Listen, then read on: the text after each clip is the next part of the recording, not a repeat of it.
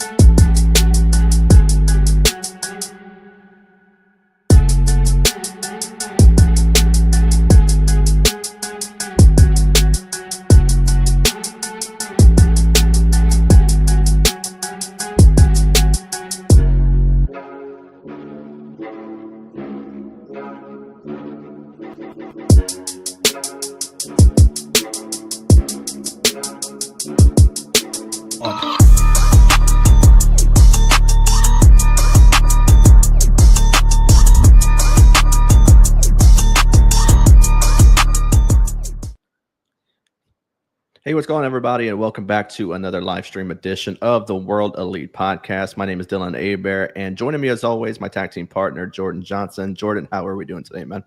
I'm doing great, and you? Doing good. I know going on a day we're not normally used to going on is a little different, but I was off today, so it was nice to recoup a little bit. Had to bring my wife's car to the shop, get the windshield fixed and whatnot, so took some time to actually get the show together more than I had it together on Monday. So luckily we have a little more to talk about. But as always, joining us is our guy, Blaine Arceneaux. Blaine, how are we doing today, man? Good, man. I was rushing home from football practice just to get out here. I made it just in time. So yes. Yeah, man. Same for me. I had to hurry and eat before the show. I was in the middle of cooking. I'm trying to time my stuff up correctly. I said, oh my God, I said, food's not done. And show's like, it was about 30 minutes. I'm like, fuck. And then I had a different shirt on, spilt chili on it. I'm like, motherfucker, I gotta go change it. And it was a disaster trying to get ready for the show. But we made it. And I did say on Twitter before we get started on today's topics, I did say on Twitter that we did have a big announcement about the show. Whenever Jordan and I came back in April, I want to say we came back beginning of April, maybe late March, we came back.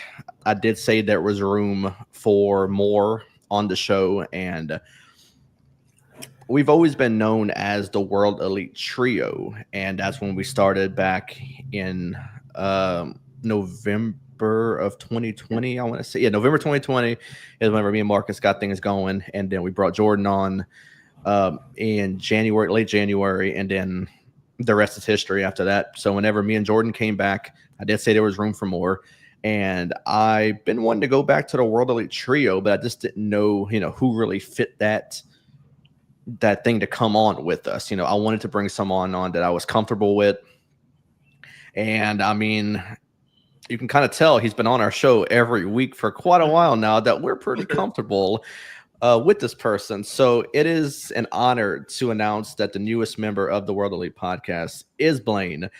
Blaine, once again, congratulations for coming on to the show, man. It's an honor to have you on the show for quite some time, and now officially as a part of one of us, man. So congratulations. Oh, man, appreciate it, man. It's always fun when I come on with y'all guys. It's like we always gel, like there's no hiccups or anything like that.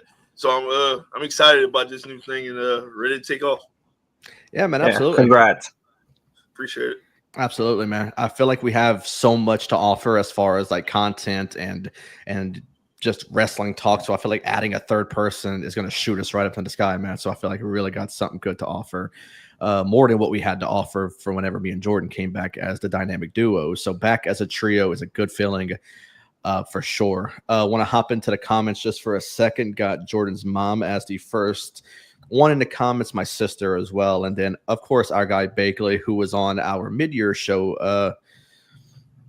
It was a few weeks ago with you, Blaine. So, and of course, and he said, "Who's the third man?" And then he said, "Congrats" as well. So, appreciate that. Appreciate it.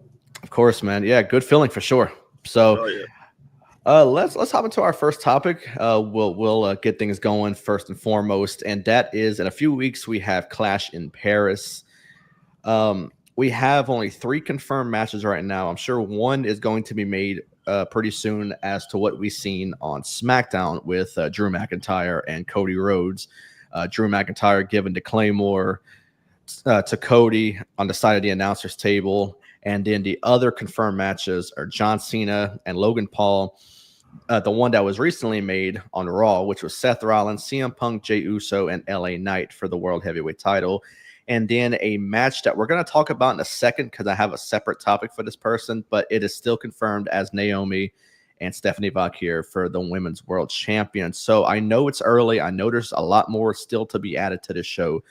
But Blaine, I'll start with you first. What is your early indication of your thought for this card so far? And is there anything possibly you can see sort of added to this show? Oh, just from hearing that, it sounds like it's going to be a banger. They just need to add a few more good matches to it. I would think Roman and Braun might be something. Mm-hmm. And then probably Jay and Bronson Reed. So that's 2 that we might be looking at it at Paris. Absolutely. What about you, Jordan? Oh yeah, I think it's gonna be a banger too, and yeah, like Blaine said, like add them if they can add them matches, and I think the fans gonna kill it too. Yeah, that's the main thing I love about them going overseas. The crowd, I love the crowd, and especially Paris. I know the France crowd really did well. I think it was last year for Backlash they did really well. So I could see them doing good again this year, this time. So yeah, I'm really looking forward to it. The card is looking good. I know Cody and Drew is going to be made official. I'm sure they'll make it official on SmackDown. The Fatal 4-Way is going to be really good. I'm not sure what Jey Uso did to get into this match, but I mean, to each its own with this one. Yeah, I forgot he's in the Fatal 4-Way. I said him and Bronson. Yeah, they added him of all people to the Fatal 4-Way. I was very confused. I thought they were going to make it a triple threat with LA Knight, Punk, and Rollins. So a little confused with adding Jay into that. Cena, Logan Paul is going to be good. I'm sure John Cena at this time is asking for like the people to work with. I mean, we talked about it last week. I'm pretty sure that's why, Brock came back. I'm sure Cena had a lot of say-so in this one. But working with Logan Paul, people are criticizing it like crazy on social media, but they got to realize that Cena has a big influence on who he's working with towards the end of his career. So I'm sure he respects Logan Paul's work. I mean, a lot of people aren't too fond of Logan Paul as a person. Even I'm not too big of him as a person, but he showed he has what it takes in the ring. I mean, this guy is really good in the ring. So him and Cena working together is going to be very good. And then Naomi, Stephanie, given what we'll talk about in a second, if it still goes on, it'll be good. But I think the match is kind of in doubt right now because of what the speculation going on right now. So, and also Bakley was saying that Roman and Bronson is rumored for it as well. And I'm looking forward to it if they do that as well. And so let's get to our next topic since we're on the topic of Clash in Paris, and that is Naomi was pulled from Raw with her title match with Io Sky. Now, they said she wasn't medically cleared to compete. And now reports are stating she's going to be off of TV for a while, even possibly missing her match at Clash in Paris with Stephanie Valkyrie. Like I said, a lot of speculation as to what's going on. I'm seeing a big rumor. I'm not going to be the one to say, oh, yeah, she is. She's going to be out for a while because of this. But the rumor from a lot of, and I can't believe I'm saying this, the IWC, a group of people who I hate with a passion, are saying that she's possibly pregnant. And that's something also whenever Becky was a champion, she relinquished it to Asuka whenever Asuka won the Money in the Bank during the COVID times, and she handed her the title. Now, I don't know. I mean, what do you make of this? Jordan, I'll let you go first on this one. What do you make of this? I mean, do you think possibly that's what is going on with Naomi? Do you think it's an injury? Because if it was an injury by now, you would think that something would have came out about it. But she's randomly pulled for this match. She's saying she's not medically cleared. There's no indication of an injury, anything like that. and now rumors spreading that she's going to be off of TV for a while. Yeah, I saw like what you saw that she might be pregnant too. So I guess we're gonna wait and see if they post something about it soon before Paris. So wait and see what happens. Yeah, I mean, they got to give us something before Clash in Paris. You can't just randomly pull this match with no explanation. But I mean, I'm not saying that if she is, Naomi has to come out right away and say, "Yeah, I am," just to address the rumor, just to do it. Okay, so basically saying her and Jimmy are going to be on Stephanie's podcast tomorrow. Okay, that should clear up hopefully clear up everything right there. Yeah, Blaine, what do you make of this, man? To speak on that, I seen a little clip on my way home that she said Jimmy was the first one to see the caution. So I don't. She might have roughed him up in bed or something. I don't know. Maybe so. I don't know. I didn't think she got hurt in her match at SummerSlam. So the only possible thing is she's pregnant. You can't say COVID anymore, but I don't know. I'm thinking she's pregnant, to be honest with you. But honestly, I know Jimmy Uso already has kids of his own, and I know that Naomi's very good with them. So if they end up having one of their own, then I would be very happy for them. I mean, for one, I do hope everything's fine. Too. Yeah, of course. And honestly, for Naomi, I hope everything's okay. I hope she's not seriously injured, sick, anything like that. If it is a pregnancy, I'm very happy for them. I would wait for them to confirm it before I really give my congratulations. I'm not going to go all out and say, "Oh yeah, congrats to them," and all of a sudden she comes up tomorrow and saying, "Oh, I'm not." I'm like, and all of us are going to look like idiots. So, I mean, I really hope everything's all right. And yeah, I mean, if she is, then I'm sure everything's going to be confirmed tomorrow, being that Bakley stated that she's going to be on Stephanie's podcast with Jimmy Uso as well. So her clock is ticking, so I'm sure she probably wanted a baby soon. All right. And I mean, and also the clock is ticking for Clash in Paris. I mean, if so, I mean, they have to really dig deep as far as the storylines go. I mean, because I mean, if one thing happens, you got to brainstorm, you got to get something going, and you really got to get moving as far as what you do with this title. Because I mean, they're not going to let her hold it for the time she's out. I mean, that's it's 9 months plus time off to see about it. So I mean. So Bakley also said he thinks Roxanne beating Io Sky is a backup for if Naomi isn't wrestling anytime soon. I mean, I was hoping that Stephanie Valkyrie would be the champion at some point and even dethroning her prior to everything going on with Naomi right now. So that was my hope for Clash in Paris, was Stephanie would win the title and have a lengthy reign with it. Now I don't know. So put it back on Rhea. Just put it back on Rhea. I mean, I feel like that's the best case scenario. I mean, because I mean, I for one feel like she should have won it back at SummerSlam if the scenario that I brought up with and even you brought it up, Blaine, was basically the tit for tat thing that Jade would get screwed by Naomi, and then Jade would screw Naomi after that, and she would end up losing her title. So I don't know. And then Bakley said he thinks Roxanne versus Stephanie at Paris if she vacates it. I would like it, but I would want Stephanie to win. I know he was saying Roxanne. What if they pull a move to where she vacated after Paris? Then what did they do? What they do?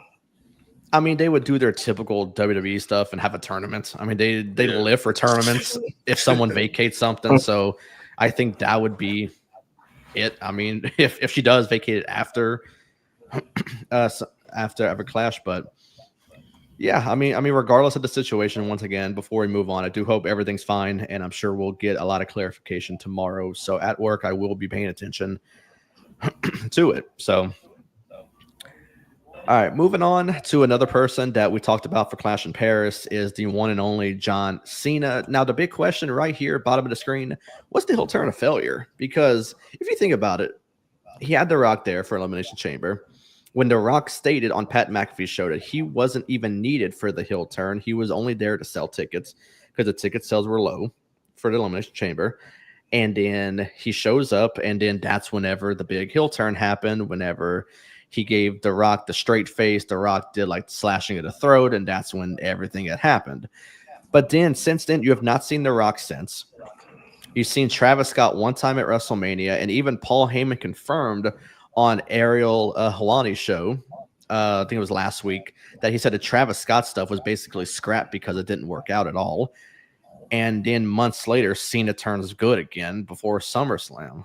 So, Blaine, I'll let you go first on this one. Was the heel turn just a big failure? It shouldn't have happened, and they picked the wrong time to even do it, because this is John Cena's last year as a professional wrestler, and they decided to turn him heel, and it just did not work out at all. I don't think so. Fans been crying for years that they want to heal Cena. They finally gave it to him. Cena probably was fed up with it, and you know, he had the full control of this whole year, so he probably got fed up with it and just turned back. So I don't think it was a failure. I just think that it probably ran its course. Okay, what about you, Jordan? Yeah, I don't think it was. I think the fans wanted it, and then he just did it, and now he just turned good at SummerSlam. So I'm like a 50% yes, 50% no on this one. I'm kind of back and forth because, the fans were asking for it for quite a while of his career. I'm sure he wanted to do it at least one time in his career. Kind of weird that they waited until his last time to do it. And the way they did it, it was executed perfectly. But after that, I found that it was not good at all. Because if only he could have been a heel for a night, huh? Right, you're right. Yeah, because after that, it all went downhill. The heel turn. The heel turn wasn't. The heel turn itself was executed great. It was fantastic. But then all of a sudden, after that, it's almost like the heel turn was up here, and then after that, it just all went down. After that, it wasn't good. I mean, the heel turn itself was great. You know, I'm happy that Cena was able to experience being a heel at least one time in his career. But there's maybe a reason why they didn't turn him heel sooner, because it just didn't work out, because he needed other people around him to really make him that big of a heel. You know, he needed The Rock at the Chamber, even though The Rock, he clarified on Pat McAfee's show that he wasn't needed there. He was only there for the ticket sales, which is why he didn't show up at WrestleMania. He didn't show up at SummerSlam. He didn't show up anywhere else that Cena wrestled. And that was except for Elimination Chamber, where the turn happened. So it makes me wonder if they could have did it any differently without having The Rock there. Because every time Cena wrestled and every time you thought something was going to happen, that they always expected The Rock to show up. And then whenever he doesn't show up, fans are let down and like, oh yeah, this ain't working at all. But it makes me wonder with Cena, with how good a character he is, if he could have turned heel by himself and maybe had a better heel run with it. Because I feel like after he turned, that the heel turn was so forced. Because he turned at the Chamber, and then his first appearance was in Belgium, and that's when, honestly, the best promo other than the pipe bomb happened, because the pipe bomb was good when he did it with CM Punk. But I feel like his first promo after he turned heel was really good. After that, it was so forced, and it almost led to him saying, okay, yeah, for one, I got to turn back good. Because, you know, I'm nearing the later portion of my career. I can't go out like this.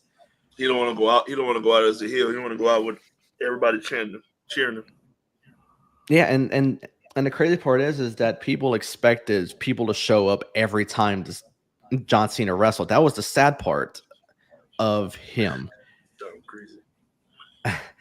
Of being a heel. That was the sad part about it, is that everyone expected someone to show up.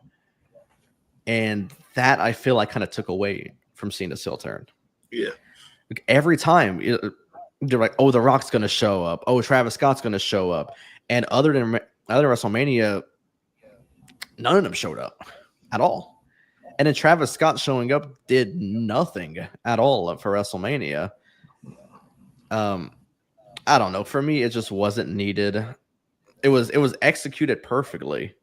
After that, I just feel like it wasn't Great. Dom said absolutely how crappy was the WrestleMania main event with Cody and heel Cena. Now, how much better was Cody versus real Cena? SummerSlam.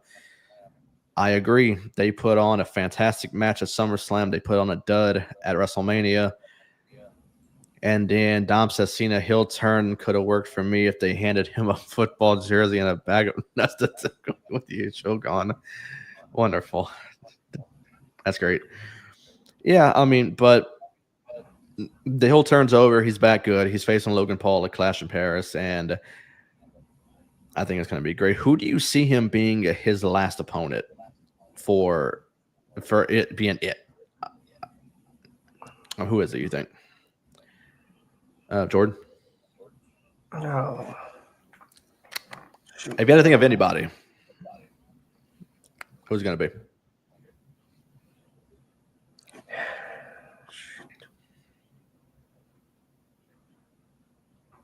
Like anybody? I mean, anybody on the current WWE roster as we speak, yeah. Roman? I mean, there you go. I mean, him and Roman had a good feud. The three guys I can think of, and I'm sure Blaine will agree with at least one of these, is either Roman, AJ, or Brock. Because he brought Brock back for a reason. And I agree. I agree with two of them. Who's the one you don't? No, actually, I can see any three of them to finish it off.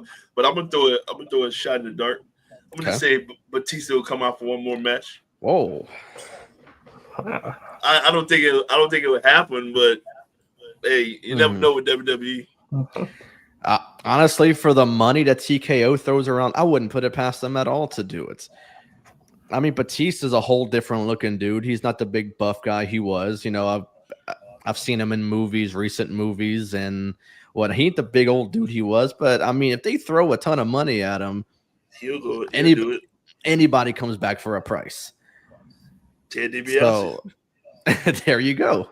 Yeah, I mean, I could see it happening. I mean, I feel like Batista would be like the least expected for Cena, but I feel like guys like AJ, like Brock, obviously Brock came back and F5'd the shit out of him at SummerSlam, and then Roman. I mean, yeah, I could definitely see all three of them for sure.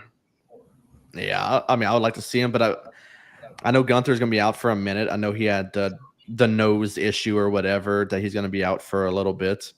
That's why he dropped it, and you really haven't seen him. I know he's gonna be taking some time off, but I don't know how much time. Hopefully, it's not too much time because I would love to see him and Cena work together at least one time before Cena's done. Now, after Cena, so after his dates are done, do you at least see him? Do you see him wrestling anymore? I mean, after this, I mean, he's saying all these dates he's got left, and he even said on that Netflix show that his body just really can't do it much anymore. But I mean, for anybody, is it really over? I think in-ring performance, I think he's one of those, a man of his word, like he's hanging it up, he's done. But we're obviously going to see him on like big shows and stuff like that just to sell tickets like they do with The Rock. But I think in-ring, he'd be done after the dates. Yeah, I think so. Yeah, I think he's done. Yeah. Dude, also we got some competition right now. We started airing the show at 6:00 Central Time, the same time that the Travis Kelce and Jason Kelce put out their podcast with Taylor Swift. Fuck, we picked a bad time to go on. Nobody watching that. Yeah, my brother just reminded me of. He just sent me a text that he said he sent me a picture and said we got nothing on the Kelce's with Swift right now. I said, shit. I said, true. I said, that is true. We are going on the same time they did. Damn. Yeah. Oh, well. All right, let's get to our next one. Some big news came out from the WWE side that they struck a deal with ESPN for $1.6 billion to air their premium live events. If you have ESPN as a part of your cable package, a lot of people were confused about this when this came out. If you have if you got DirecTV, Dish, or whatever you watch your cable on, if you got ESPN as a part of it, then you don't have to pay anything extra. Now, if you don't, I believe it's like a $30 a month service that you have to pay for to watch the premium live events. So whenever 2026 starts, it will no longer be on Peacock. I don't know what that means for the vault of all the PLEs, old pay-per-views, and whatnot. But what do y'all make of this big deal? I know I had a feeling sooner or later as a part of TKO, even though UFC is also leaving ESPN and they're going to Paramount Plus at the beginning of 2026 as well. That was a big thing. Yeah, that was big because now there's no more pay-per-views after the year ends, which is pretty cool because I have Paramount Plus. So it makes me wonder if they're even going to charge you anything extra to watch the show, even though it's not a pay-per-view. Maybe like you have to pay some extra. But the good thing is, since I work for Walmart, they give you Paramount Plus for free. So hopefully hopefully I got to pay nothing extra to watch it if I do want to watch UFC pay-per-view. I come in watching them illegally anyways. So hopefully they don't. I do too. Yeah, I mean, there's full apps out there. I mean, people watch it. They're not going to pay $60 every time a damn thing comes on. And then my brother just said, "Fuck Taylor." #Team World Delete. And Dom says he's not watching that and he loves Jason. Yeah, that's right. He's a big Eagles fan. And Bagel says the first PLE is going to be WrestleMania. That doesn't surprise me because when the network came out, WrestleMania was the first pay-per-view that aired on the WWE network. I don't know what the first one was on Peacock, but I know for the network it was WrestleMania. So I am looking forward to it. Yeah, because that's one I went to. And I had to teach my mom how to use the network so she can try to watch it. I remember that. So what do y'all think about this deal? I mean, obviously it's more money. I mean, that's all they're about right now. TKO is all about the money. And they got a lot of it. They got a lot to air it on Netflix for Monday Night Raw. It was like a 5-year, whatever it was. I forgot how long the deal was. I know 5 was in there somewhere. I don't know if it was 500 million, whatever it was. But I mean, what do y'all make of this? I mean, other than the money, I mean, do you see it being a success on ESPN? Blaine, I'll let you go first on this one. I don't like it because that means now I got to get ESPN Plus or whatever just to watch it. That's one subscription I don't pay for. So oh shit. So yeah, but for them financially, it's huge. Just like that the Netflix deal was. So they just making money hand over fist over there at TKO. I'm assuming he said NXT PLEs and okay, he clarified SmackDown. Okay, I'm about to say what is that? Yeah, so NXT and this is SmackDown staying on Peacock, but Jordan, what you think about it, man? Yeah, I think it's pretty big for them, and yeah, I got a YouTube TV, so I'm gonna be able to watch it. But I think it's pretty big for them to do that. Yeah, my mom lives across the street, and they got ESPN on their DirecTV, and so me and my wife just use their account just to watch all our stuff, and they have ESPN, so I have it for free. But I mean, we also have ESPN Plus as well. My wife got that big bundle when they came out with it for Hulu, Disney, and ESPN Plus. So I mean, regardless, I would have it. So yeah, I mean, I think it works out good from a financial standpoint. Yeah, I mean, of course they're gonna take this. I mean, for one, why wouldn't they? I mean, I think they would be nuts to not take it. But I think for anyone who is an ESPN user and they don't have, honestly, I think people got Peacock just for WWE. So now they get to cancel their subscription. Like they said, they're going to cancel their subscription when Brock Lesnar came back. So now they get to live up to the hype and actually do it. Baker said YouTube TV isn't signed off with the DTC yet. So Jordan, you might be screwed. Damn. Well, you got a few more months though. You got a little while. Yeah. You got a little while. But yeah, I mean, like I said, financial standpoint, I think it's pretty genius that they're taking off and doing this. I think it does hurt a lot of people because for one, you weren't paying a lot of money to watch all these PLEs on Peacock. And now if you don't, you got to get this app or whatever for $30 a month. And which I'm not sure what the $30 a month comes into because I don't think ESPN Plus was $30. So where does the $30 come in at with this? I mean, they might be getting their library too. Yeah, could be. I mean, overall, though, I think it'll work out. Hopefully, it works out, but it doesn't surprise me that they're doing this. I mean, they've been working with ESPN a lot, and I said sooner or later they're going to be airing some type of show on ESPN. I didn't think it was going to be the PLEs. I thought maybe they'll bring one of their shows to there or start a new show on ESPN, but I didn't think it was going to be the PLEs. So, as surprised as I am, I'm not surprised because of what's in big letters at the bottom, and that's the money. So I mean, yeah. I say 1.6 billion. Yeah. Before you even said billion, yeah, I'm taking it. So, yeah. All right. So moving on to a bigger topic, we even got more clarification from it today because he was also on the Ariel Helwani show.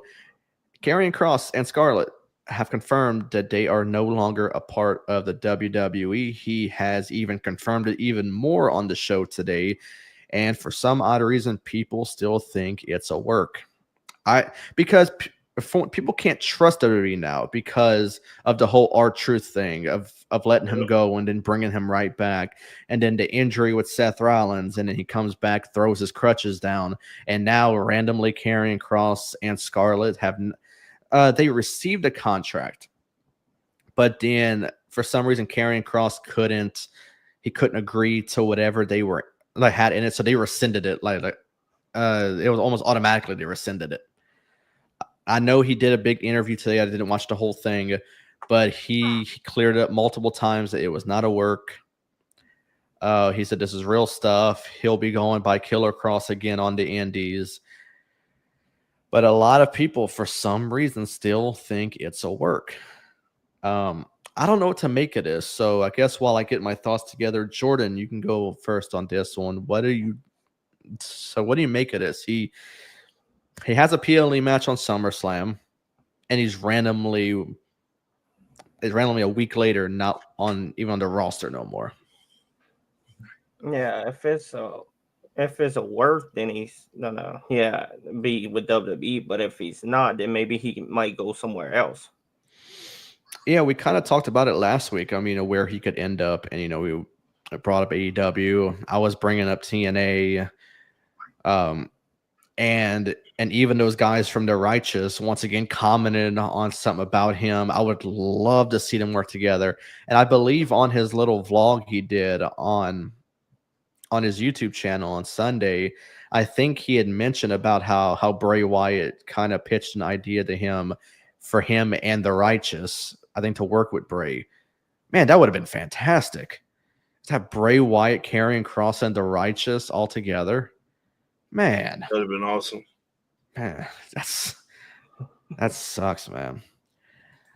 And then he said Kross to New Japan with The Righteous if he isn't back. I mean, I think regardless we see him with the Righteous. I mean, for one, you got to listen to these people who want him with Vincent and Dutch from The Righteous. I think if he comes back to WWE, and if this whole thing is a big work, which, I mean, I don't even know which way to lean with this one. Blaine, what you got to offer on this one, man? I mean, I'm one of those that I don't believe he's leaving. I'll believe it when he's in another promotion. I think, like you said, they've been pulling out leg way too much lately. So I think he stays. I think he signed a contract. Or he probably already did. He's just playing games right now. Yeah, I think it's kind of a thing where he's not in the contract, but he has one of the best chances to come back. I feel like even though from a creative standpoint, as far as booking, he was not really booked that great, but the crowd loves him. I mean, this dude was super over. He even got a PLE match. Granted, he lost, but it doesn't matter. And they even mentioned his name on the Raw after SummerSlam, and they even brought up his name and randomly just erased him from everything. So I think regardless, wherever he goes, if he comes back to WWE, if he goes, like Baker said, New Japan, which I would love to see him in New Japan, by the way, if he goes to TNA, or I don't think he goes to AEW. The Righteous already had a small tenure in AEW. Didn't work out because Tony Khan never booked him because he's not there with the flashy Will Ospreay, Swerve Strickland, or John Moxley or anything like that. I think the Righteous have a lot to offer, but he just never booked them. So that's why they became free agents, and now they're still not signed anywhere. I would love to see them work together. So I think Bray Wyatt had some sort of vision for this, and I would love to see Karrion Kross put this into existence and work with guys like the Righteous. He had his chance at a faction, but they put him with the wrong people. AOP and Karrion Kross do not fit at all. I think that's awful. I thought at the moment I saw this, I thought it was awful. I said, why are you putting AOP with Karrion Kross of all people? Yeah, they're like big bodyguards and whatnot. But I think the Righteous would have worked so much better with the character. And I didn't understand the Paul Ellering combination with AOP either. I didn't see it either. And Dom says in the aerial working with UFC, he is. And he said, if so, the possibility of the interview being a work greatly increases because he only really does interviews with WWE guys. With TKO people. Right. I mean, he had Shayna Baszler on the same show Karrion Kross was on. She says she had like 3 years left on her contract when she got released, but I know they brought her in for like an NXT event as like a producer or something like that. So she may have quite a few ties with WWE still. I don't know if her in-ring career is still going, but I know that she did come back to NXT for one show at least. I don't know if she still is, but I mean, he's only interviewing TKO WWE type people.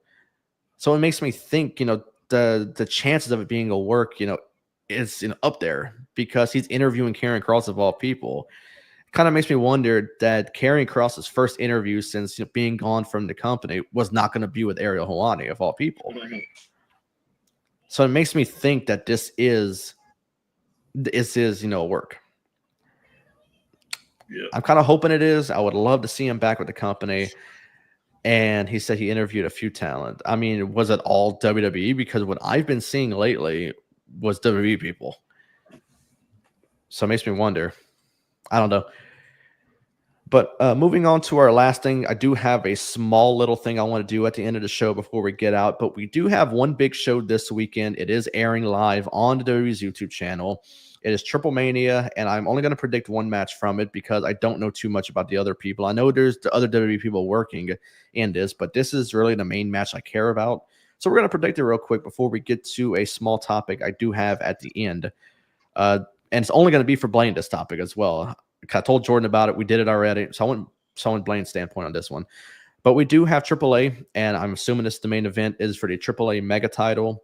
We had the champion Vikingo versus Dragon Lee versus El Grande Americano versus Dominic Mysterio in a four-way match. Jordan, I'll start with you on this one, man. Who is walking out with the AAA Mega Championship? I'm going with Dominic. All right. About you, Blaine?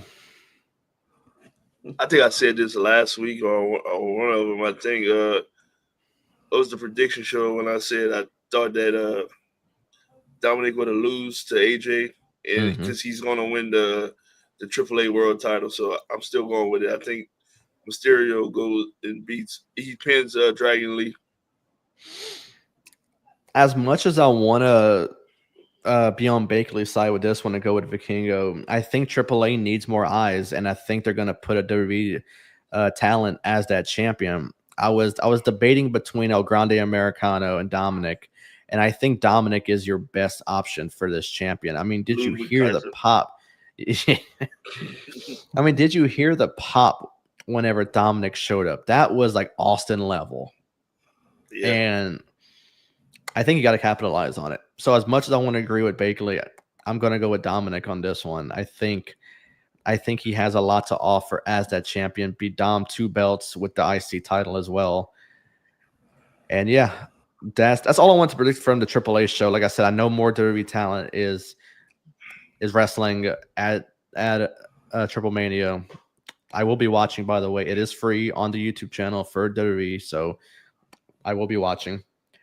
But one more thing I wanted to do before we got out of here was Jordan and I did a video a while back, and we did a video on who we think is going to be certain champions by the end of this year. Now, Blaine, I know you're not an AEW guy.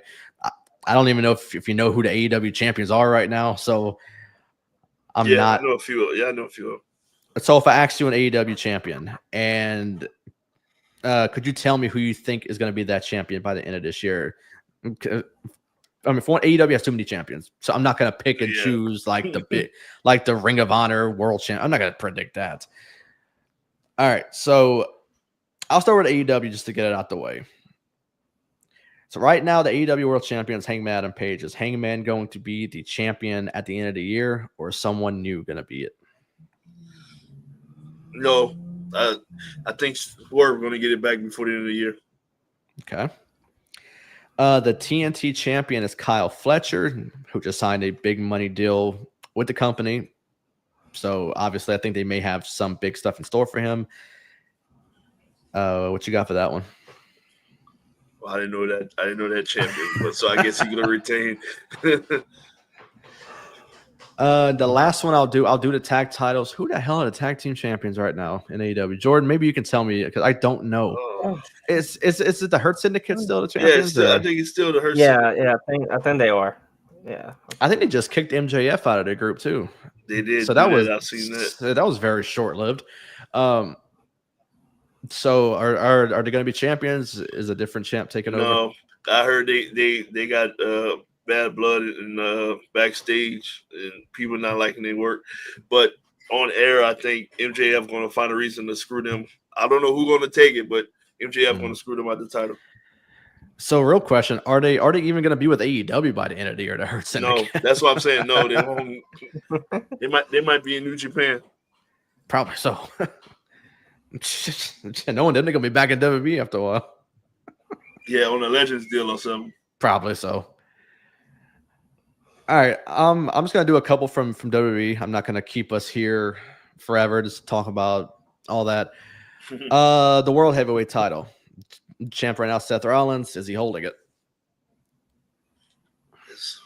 It pains me to say this. I think so. But if he do lose it, CM Punk going to take it from him. All right. Now, the WWE champion is Cody Rhodes. Nobody taking it off of him. Not right now. All right. The Intercontinental champion, Dominic Mysterio.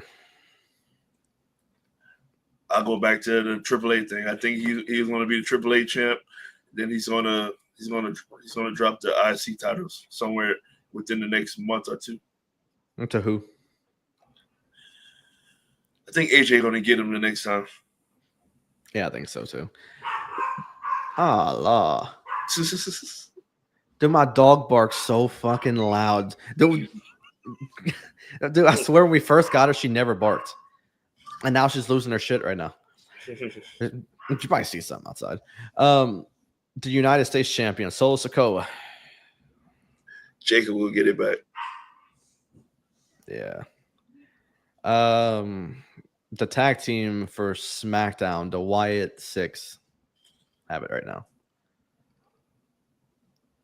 That tag team division is loaded. So, I mean, it could be anybody. No, that's what I'm saying. Could be Street Profits. Mm-hmm. Could be She could be anybody. I don't remember if it was Dom or Justin that don't like this tag team, but Andrade and Ray Phoenix, I think they can get it too. I like that team. Mm-hmm. But yeah, I think one of those two teams, if they drop it. Now the Raw tag team is not great. So the Judgment Day have it right now. The way they've been booking, they might not fight again until next year. I know. And last, I'll do the two women's titles. So I feel like I'm doing them all in WWE. So the women first, Raw. Well, I mean, we're kind of stuck right here with Naomi. So I think Rhea's going to get it back before the end of the year. Okay. And then SmackDown, Tiffany Stratton. I think Jordan might come at you if you pick someone other than Tiffany Stratton. Well, I'm sorry, Jordan, but I'm going with Jade. I think Jade going to take it. Yeah. I think at some point she'll take it, and I think it's going to be before the end of the year. I, for one, don't see Tiffany holding it to the end of the year. No, I don't think so either. No. But that's something I just wanted to do real quick. Me and Jordan did a video a couple months ago doing a more in-depth and detailed stuff. It is available on our YouTube channel, so people can go check that one out. It was a fun one for me and Jordan. You can go check that one out. But that'll do it for this live stream edition of the World Elite Podcast. We will be back next Monday at our normally scheduled time, 6 o'clock Central, before Monday Night Raw. Jordan, where can we find you on social media? You can find me on Twitter at Jordan_J2000. Absolutely. Blaine, what about you, man? B_Arceneaux_ I think, on Twitter. Yeah. Absolutely. You can find the podcast at World Elite Pod. You can find my personal account at DylanAver_. We do have merchandise, updated merchandise in the link of this video, whether you're watching on Facebook or on YouTube. All the sponsorships and affiliates can be found in the description as well. Too many to name. I'm probably going to screw up all the stuff if I say it all. So go check it out and go show them some love and show us some love as well by purchasing some of the stuff to give us some sort of love on there. The audio versions of our podcast can be found on all major audio platforms, Apple, Spotify, wherever you listen to a podcast, we're there. Well, that will do it. I hope everyone has enjoyed the show. If you're watching on YouTube, make sure to hit that like button, subscribe to the podcast, and show us some love for the weeks coming for our show. And then in a couple of weeks, we will have our Clash in Paris prediction show as well. But that will do it. I hope everyone enjoys AEW tonight. I probably won't be watching. I know Blaine probably won't be watching. I knew that. Jordan's probably the only one watching out of all three of us. Enjoy TNA if you watch TNA. Enjoy SmackDown and enjoy Triple Mania this Saturday, once again, on the WWE YouTube channel. But once again, Blaine, congratulations on being the newest part of the show. Yeah. We're excited to have you going forward. And yeah, man, we got great stuff to offer. We have a lot of stuff to offer. I kind of feel like we're just getting started. So we're a trio again, and that's a good feeling. So catch us next Monday, same time, same place, 6 o'clock Central, where we have a new slew of topics and all that. So until then, y'all have a great day.